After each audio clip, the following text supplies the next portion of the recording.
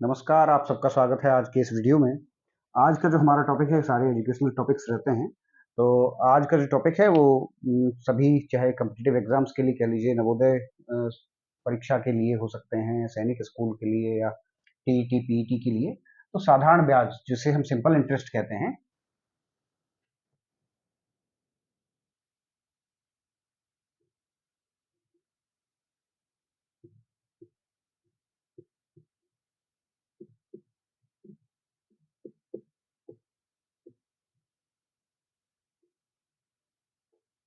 साधारण ब्याज। तो मुख्यतः वैसे तो जो हमारा कोई जो भी हम धन क्या मतलब जो लोन लिया जाता है, कर्ज लिया जाता है या फिर किसी को दिया जाता है, तो उस स्थिति में उस धन को हम मूलधन कहते हैं, जिसको हम इंग्लिश में प्रिंसिपल भी कह देते हैं। प्रिंसिपल और जो वार्षिक ब्याज की दर रहती है, उसको रेट ऑफ इंटरेस्ट और जो टाइम रहता है, समय, वो हमारा रहता है। तो अगर वो सारी चीज़ें आपके पास अवेलेबल हैं, उपलब्ध हैं, तब उस स्थिति में आप साधारण ब्याज का जो सूत्र होता है,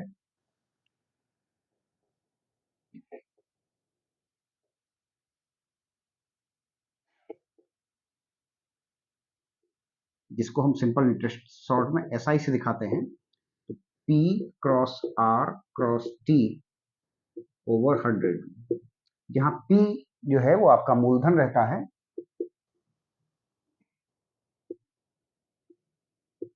गुणा वार्षिक ब्याज की दर, और टी मतलब समय निकालिए और उसके बाद 100 से इसको डिवाइड कर दीजिए, 100 से भाग दे दीजिए।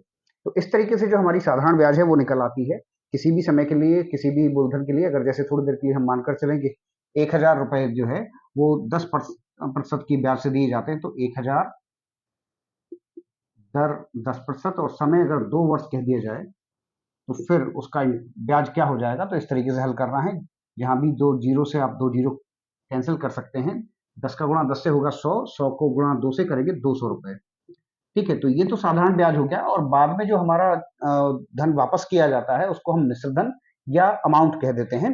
तो वो कितना होगा, अमाउंट हमारा हो जाएगा,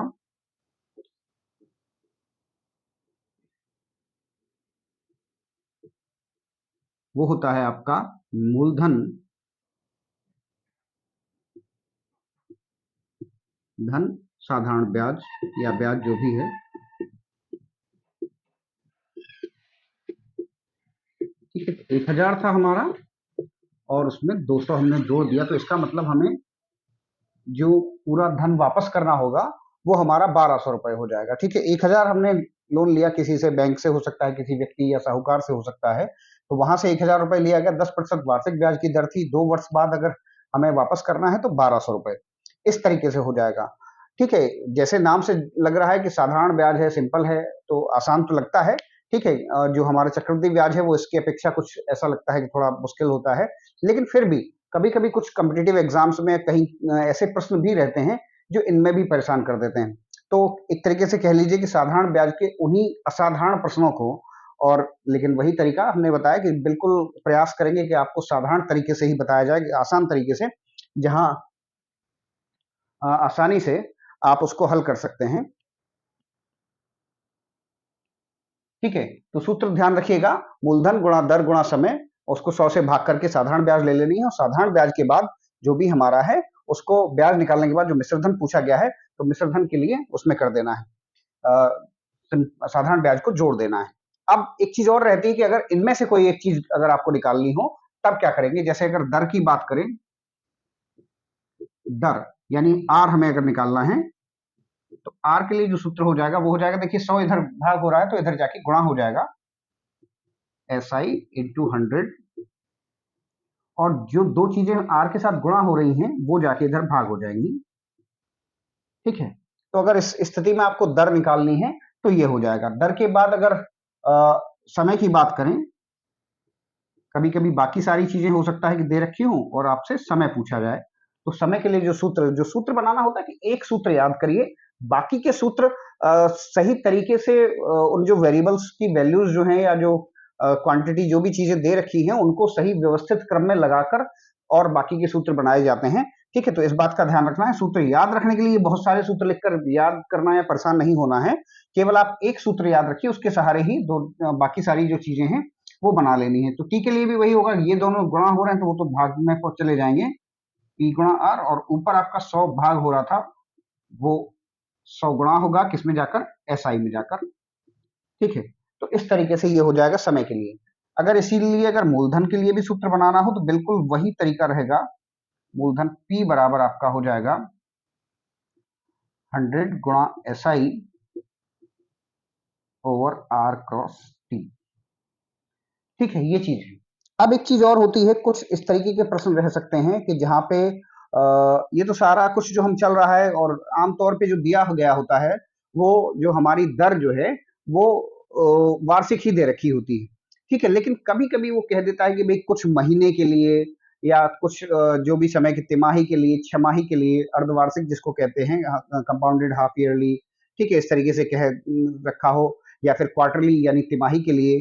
ठीक है, तो अगर इस तरीके से दे रखा है तो उनमें भी परेशान होने की आवश्यकता नहीं है। जो भी आपकी वार्षिक ब्याज की दर है और उसमें जितने भी महीने की बात की जाए, अगर एक महीने की भी बात की जाए तो फिर कोई दिक्कत नहीं करना है। केवल और केवल जो भी चीज आएगी, साधारण ब्याज में एक चीज और आसानी ये रहती है कि जो भी चीज है वो प्रतिवर्ष एक ही अमाउंट बढ़ता है। ठीक है, चक्रवृद्धि ब्याज में क्या होता है वो अलग अलग होता है, लेकिन साधारण ब्याज में एक ही ब्याज आपकी लगातार कंटिन्यू होती रहती, वही उसी तरीके से कि 1,000 रुपए के अगर 100 रुपए बढ़ रहे हैं तो हर साल 100 रुपए ही बढ़ते जाने हैं। ठीक है, तो वो उस तरीके से भी आप उसको महीनों के हिसाब से बांट सकते हैं। और अगर वैसे नहीं करते हैं तो दूसरा तरीका ये रहता है कि जो समय है उसको तो महीनों के हिसाब से, जैसे अगर तिमाही की बात करें तो एक वर्ष में कितने तिमाही हो जाएंगे, 4, 3-3 महीनों के 12 महीने में 4 सेट हो जाएंगे, तो 4 से गुणा कर लेना है समय को, और दर को उसी संख्या से भाग दे देना है, यानी जिस संख्या का समय में गुणा करेंगे उसी से भाग दे देना है। 4 से भाग दे दीजिए तिमाही में बदलने के लिए। अगर छमाही की बात आती है तो दर को 2 से भाग करना है और समय को 2 से गुणा कर देना है। ठीक है, ये चीजें रहेंगी, तो उनके आधार पर भी कर सकते हैं। अब जैसे बात कर रहे थे कि कुछ प्रश्न ऐसे रहते हैं जो थोड़े से मुश्किल लगते हैं, लेकिन उनको भी देखते हैं कैसे हल किया जाता है। दिखते बड़े आसान है, बड़े ऐसा लगता है कि ये तो उत्तर आ ही नहीं सकते हैं, आएंगे कैसे, लेकिन फिर भी कुछ ऐसे अजीब प्रश्न होते हैं। ठीक है, तो ऐसे ही कुछ प्रश्नों की बात करेंगे। तो एक प्रश्न है कि अगर मूलधन वो एक वार्षिक किस्त, अगर जैसे कभी कभी क्या होता है, अधिकांश जैसे लोन या कर्ज जो भी लिया जाता है बैंक से या किसी से भी, तो कभी कभी उसमें इंस्टॉलमेंट जिसको हम किस्त कह देते हैं वो देनी होती है और उसके आधार पर चुकता किया जाता है। तो वही चीज है कि रुपए 4200 का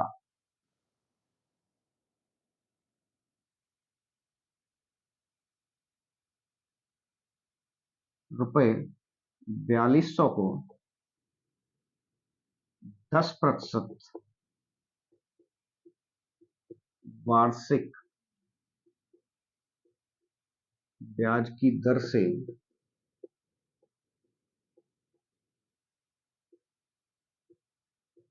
5 वर्ष के लिए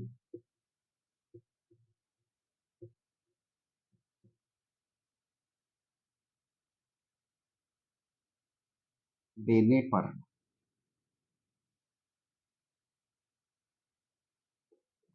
वार्षिक किस्त क्या होगी।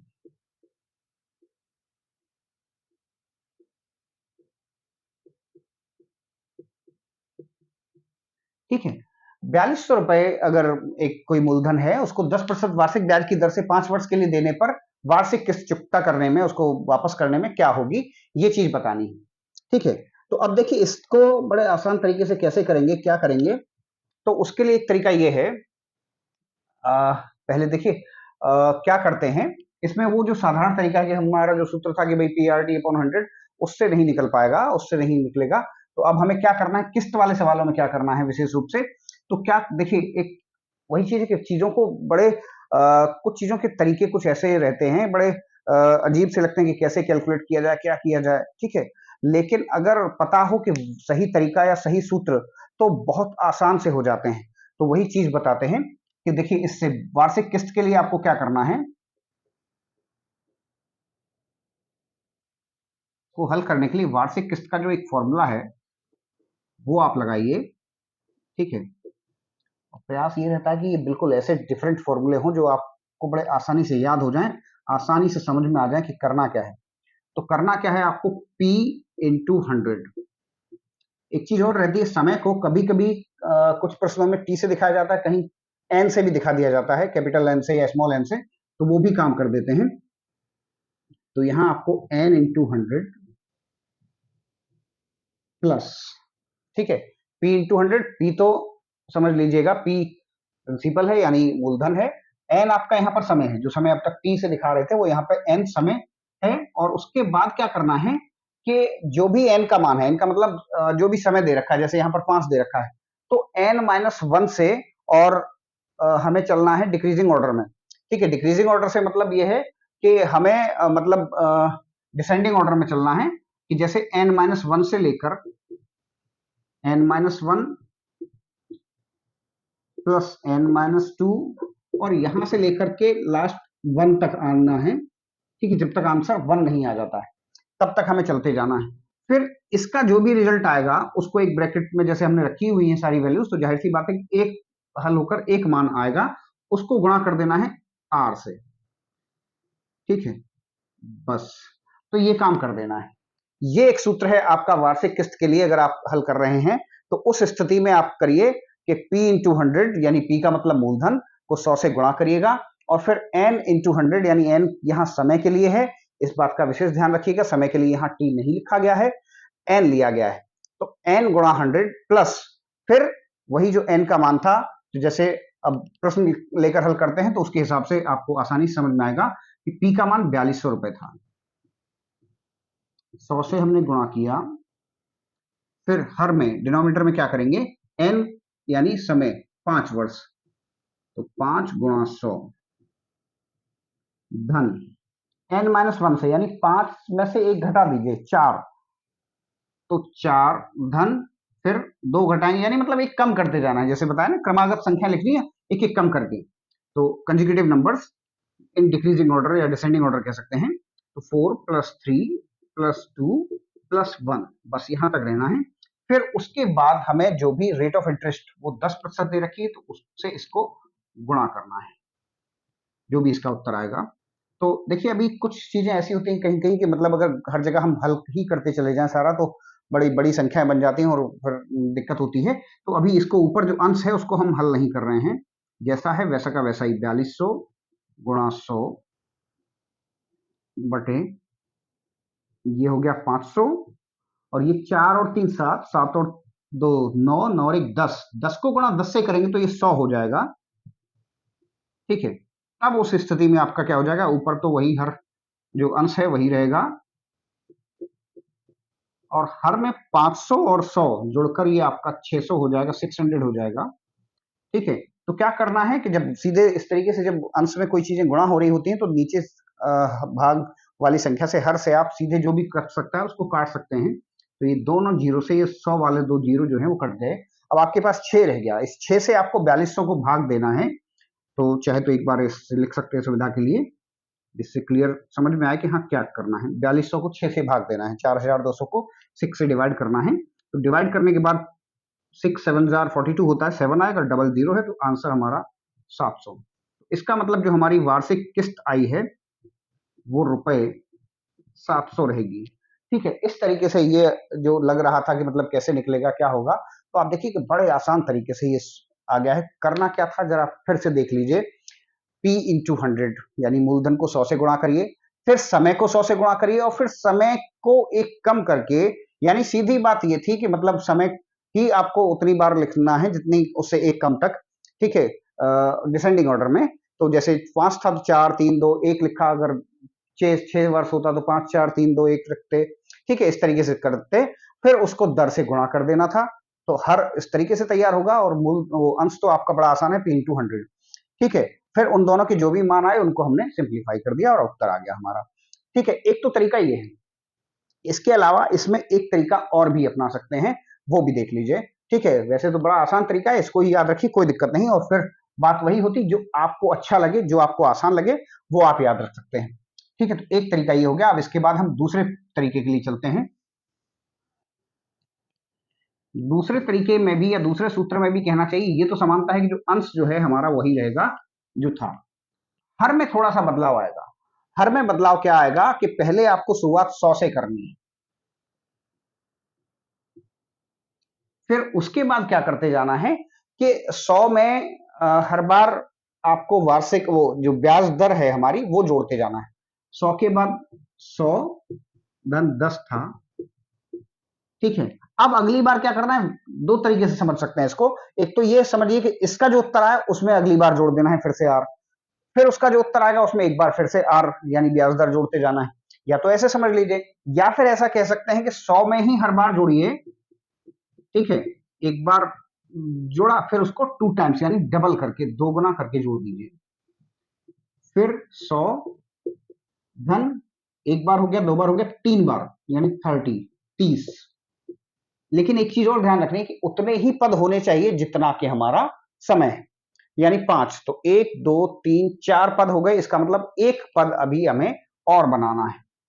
तो क्या करेंगे, 100 धन फिर 3 का 4 गुना कर देना है इसको, ये हो जाएगा। अब क्या आया देखिए, तो ये भी बड़ा आसान है। तो पी का मान था 4200 गुणा 100, और नीचे हमारा हो गया 100, ये 110, 120, 130 और 140, ठीक है। 1 2 3 4 5 पद हो गए हमारे, पूरे हो गए। तो अगर जैसे लिखे थे उसी हिसाब से देखें तो 1 2 3 4 5 बार 100 लिखा हुआ था, इसका मतलब वो तो सीधा सीधा 500 हो गया। देखिए यहां से अब आपको समझ में आने लग गया होगा कि चीज वही आ गई लगभग जो हमारे पिछले तरीके में थी या पिछले सूत्र में थी। इसीलिए ये दोनों ही तरीके एक ही जैसे हैं, कह लीजिए एक ही बात है। जिस तरीके से आपको याद रहे आप लगा सकते हो। तो वो 500 हो गया, और फिर उसके बाद जो आपके 10 20 30 40 हुए, इनको जोड़ लीजिए। 10 और 20 30, 30 और 30 60, 60 और 40 100। तो ये भी आपका उसी तरीके से 4200 गुणा 100 और 600 से भाग करेंगे, फिर वही बात हो जाएगी। जीरो से जीरो काट दीजिए और इसको सीधा सीधा 700 से हम इस बार काटते हैं, क्योंकि आप एक बार देख चुके हैं। तो इसमें भी उत्तर वही आएगा।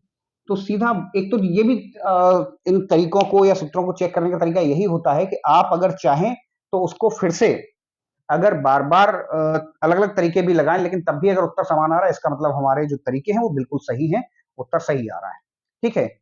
ये तो रहे एक बड़ा आसान तरीका था। एक और कुछ अगर अलग तरीके के प्रश्न होते हैं तो उनको कैसे करते हैं उस पर भी नजर डाल लेते हैं। इसमें फिर से ध्यान दे लीजिए, एक बार और देख लीजिए।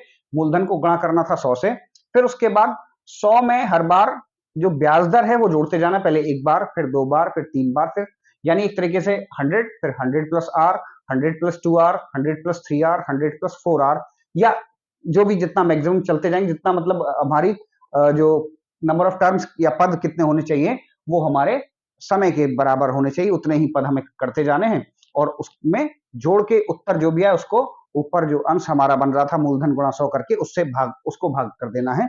तो जो उत्तर आएगा वो हमारी वार्षिक किस्त हो जाएगी, ठीक है। चलिए,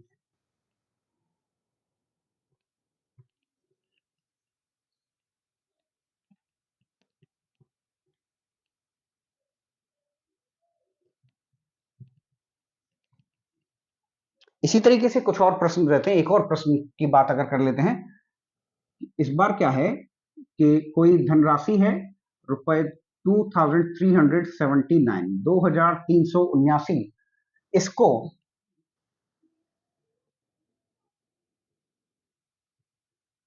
3 भागों में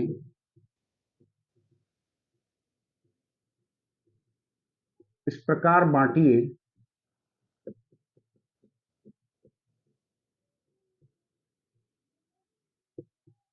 कि 5% वार्षिक ब्याज की दर से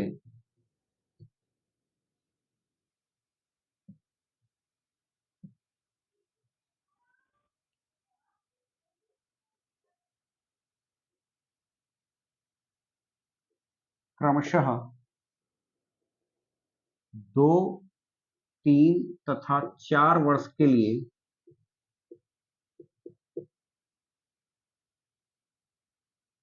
दर से 2 3 4 वर्ष का मिश्रधन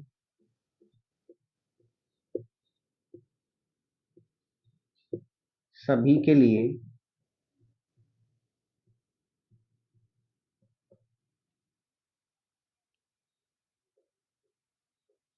समान हो तब पहला भाग क्या होगा?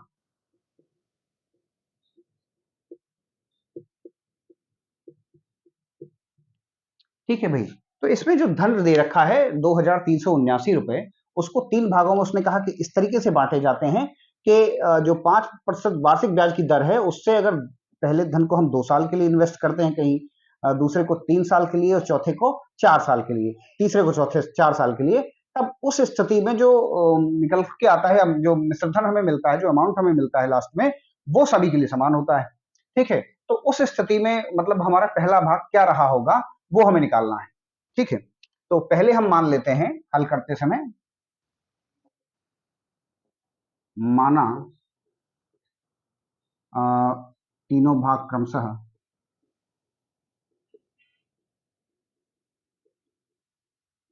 पहले को x, दूसरे को y तथा तीसरे को z हम कहते थे। ठीक है, ये हो गया। अब हमारे पास जो सूत्र रहता है वो साधारण ब्याज का PRT अपॉन 100 रहता है, उससे हमारी ब्याज आ जाएगी। लेकिन फिर उसने बात की है मिश्र धन की, तो पहला मिश्र धन हम सीधा निकालते हैं।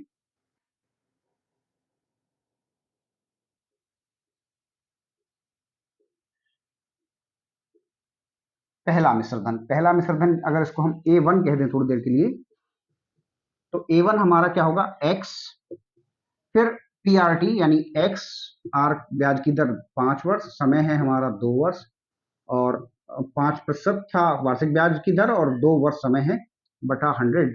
तो देखिए ये 5 दूनी 10 हो जाएगा, सीधा हम हल कर देते हैं, और इसको इन दोनों से ये 10 बार आपका कट जाएगा, तो x बटा 10 यानी x प्लस 10, वो x up plus x upon 10, इसको अगर हम हल करते हैं 10x plus x, 11x upon 10 हो जाएगा। ठीक है, ये पहला मिश्रधन हमारा आ गया।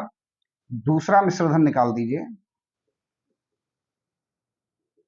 इसको हम A2 कहें, तो ये y हमारा भाग था इसका, तो y मल्टीप्लाइड विद 5 जो रेट ऑफ इंटरेस्ट था, और फिर समय इसका 3 वर्ष हो जाएगा बटा 100, 100 से भाग करेंगे तो केवल यही कटेगा 5 से ही, बाकी और कोई चीज नहीं हो पाएगी। 20, अब 20 जो है इससे हल करेंगे एलसीएम लेके, तो 20y, और ये हो गया हमारा 3y, तो ओवरऑल हमारा रिजल्ट आ गया 23y अपॉन 20।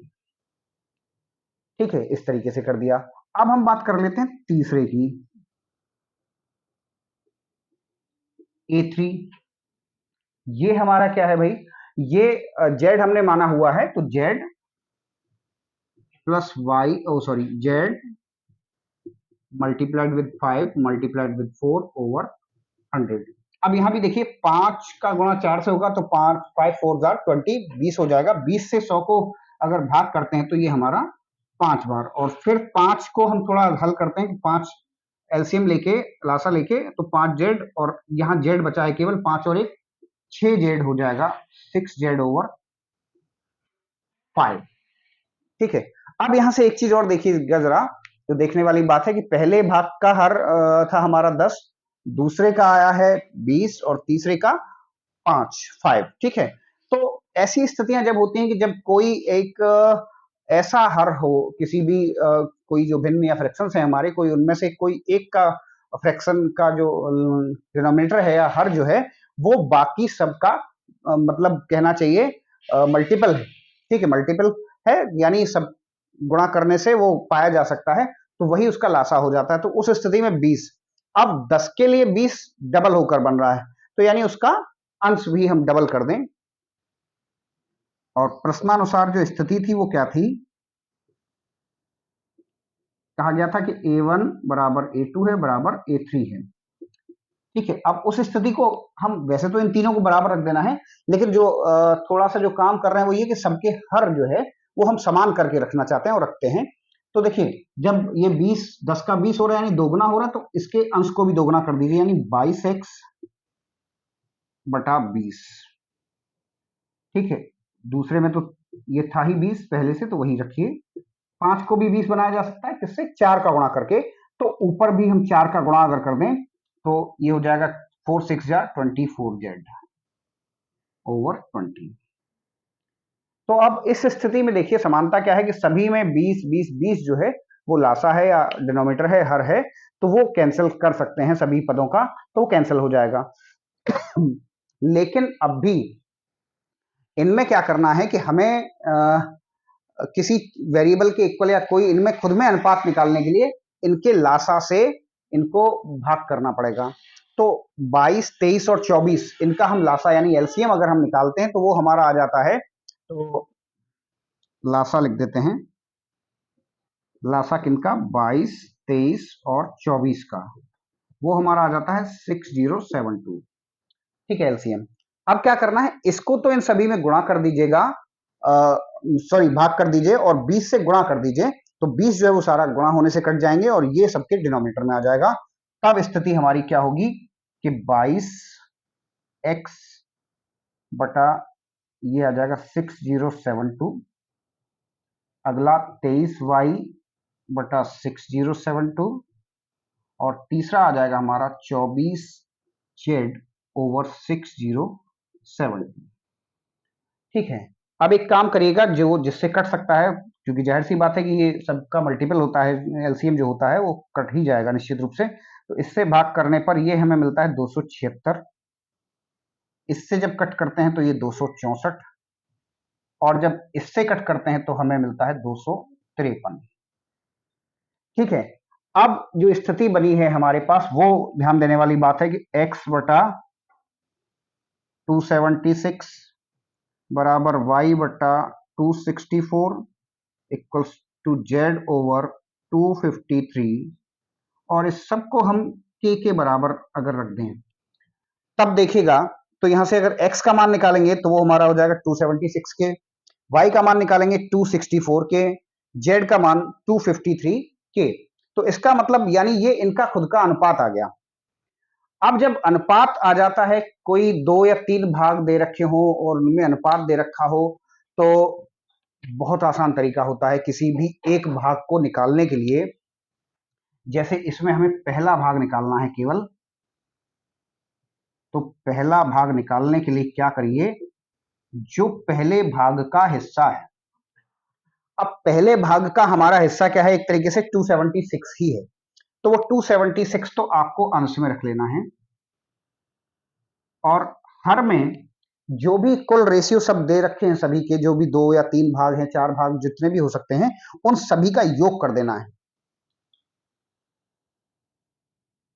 276 plus 264 plus 253। ठीक है भाई, ये हो गया।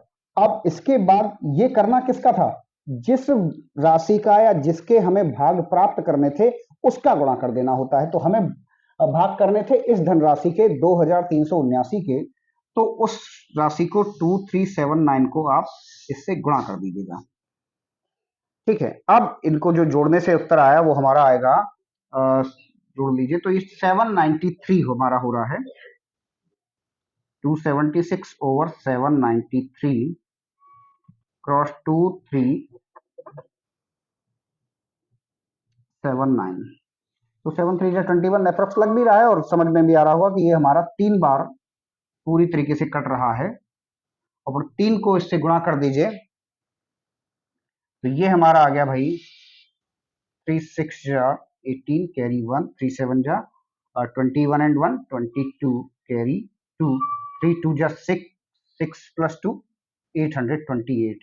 तो यानी हमारा पहला भाग जो आया वो 828 रुपए आ गया, कि वो पहला भाग हमारा जो 828 रुपए है उसको, अब बाकी के हमें करने होते तो फिर 264 से हो जाएगा मल्टीप्लाई 3 बार, 253 को 3 बार हो जाएगा, यानी इसी बिल्कुल तरीका यही रखना है। और ये जो तरीका इतना सही तरीका है ना, ये कभी-कभी जब केवल अनुपात में कोई संख्या दे रखी हो तब भी आप सीधे लगा के हल कर सकते हो। ये तो साधारण ब्याज में तो लगा ही है, लेकिन कहीं-कहीं जब अनुपात वाले कुछ सवाल रहते हैं या प्रश्न रहते हैं, न्यूमेरिकल्स रहते हैं, उनमें क्या करना होता है कि कोई अनुपात दे देगी कि भाई कोई भाग है, कोई फल है, तो उनको इस संख्या में बांटिए, कोई वस्तु हो सकती है उसको इस अनुपात में बांट दीजिए, इतनी संख्या में इतनी वस्तुएं हैं उनको बांट दीजिए। तो सभी में वही तरीका रहेगा कि जो आपका पहला या दो जो भी भाग निकालना है वो उसका मान नीचे उसके अनुपात का योग और फिर जिस राशि को या जिस वस्तु को, जिस चीज को बांटना है आपको, उससे गुणा कर दीजिए। ठीक है, तो ये कर देने से आपका हल हो जाएगा। तो अब क्या करना है कि यही काम करिएगा कि 27, तो फिर से समझ लीजिए क्या किया कि पहले हमने जो 3 भाग थे वो हमने कंसीडर कर लिए एक्स वाई जेड। फिर तो मिश्र धन निकाला, साधारण ब्याज जोड़ दीजिए मूलधन में, तो मूलधन हमारा पहले के लिए एक्स, फिर उसमें क्या किया हमने, ये सब जोड़ लिया, मतलब जो साधारण ब्याज पी आर टी अपॉन 100 से, तो ये आया था हमारे 11x अपॉन 10। दूसरे का आया था 23y अपॉन 20 और z equals to 6z upon 5। ठीक है, फिर जो हमारे मिश्रधन थे वो सारे के सारे समान थे। ठीक है, तो ये सब एक चीज क्या करनी होती है इसमें, सभी में हर हमें समान करने होते हैं, तो 10 20 5, तो तीनों का एलसीएम कह लीजिए, लासा कह दीजिए या जो भी। ठीक है, तो वो हमारा 20 हुआ था, तो वो 20 के हिसाब से जो भी हमें गुणा करना पड़ा, जैसे ये 10 का 20 हो रहा है यानी दोगुना हो रहा था, तो अंश भी दोगुना किया। ये तो 20 था ही, तो इसमें कोई परिवर्तन नहीं, तो जैसा था वैसा का वैसा लिख दिया। तीसरा 5 से 20 किया था यानी 4 गुना किया था, तो उसके अंश को भी 4 गुना करके कर दिया। फिर उसके बाद जो हर जो आ गए वो समान आ गए, वो कैंसिल कर दिए। फिर जो अंश थे उनका हमने लासा लिया और उनको तीनों के डिनोमिनेटर में रखा, और वहां से जो हल होके फिर जो चीज डिनोमिनेटर में आती है, सरल करके उनको सिंप्लीफाई करने के बाद वही उनका रिक्वायर्ड रेशियो हो जाता है। वैसे हमने के रख लिया, लेकिन के का फिर कोई मतलब काम नहीं रह जाता है, वो केवल ये दिखाने के लिए कि इसका मान जो है वो इस तरीके से होगा, और जब मान जैसा होगा उसके आधार पर उनके अनुपात होंगे। ठीक है, तो इस तरीके से फिर पहला भाग जो 276 यहाँ डिनोमिनेटर में आया था, वही हो जाता है कि वो पहला भाग का अनुपात है, फिर नीचे अनुपातों का योग, और फिर जिस संख्या या जिस भाग या जिस धनराशि को जिस भाग में बांटना है उसका गुणा किया और हल कर दीजिए सीधे सीधे, तो उससे हमारा जो उत्तर है वो आ गया है ₹828। ठीक है, तो इस तरीके से जो साधारण ब्याज जितना साधारण लगता है उतने कभी कभी प्रश्न होते नहीं है, तो इस तरीके के प्रश्नों को देखिए, और भी आपकी समस्याएं हैं तो उनको भेजिए, तो प्रयास रहेगा कि सारे के सारे आपके हल किए जाएं। धन्यवाद।